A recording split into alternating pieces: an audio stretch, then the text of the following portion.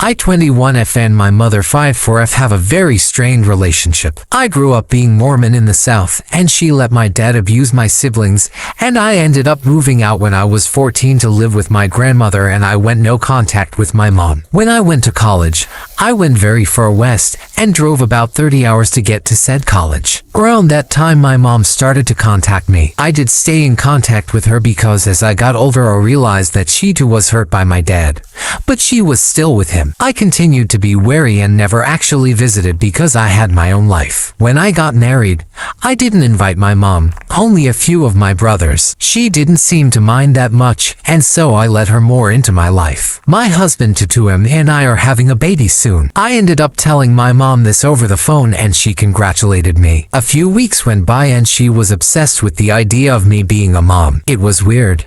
She kept bringing up my old religion and how this was going to connect us. A few weeks ago, my mom texted me to pick her up from the airport, and then she called me in a rage when I told her no. She asked me where she expects her to stay and I said not my place because I didn't invite her and didn't want her there.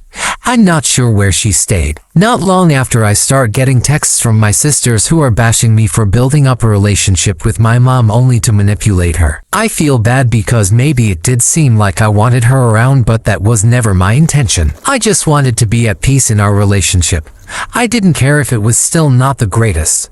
So AITA for not wanting her around. TL, Doctor, I had a strained relationship with my mom until I went off to college far away. We got a little closer just over text and calls. Then I told her I was pregnant and she flew up to me and announced, and I told her I didn't want her there. Now I'm getting texts from my siblings about how heartbroken she is and how I manipulated her. I've been restless about it and wondering if that's what it seemed like because that's not what I wanted to happen between us.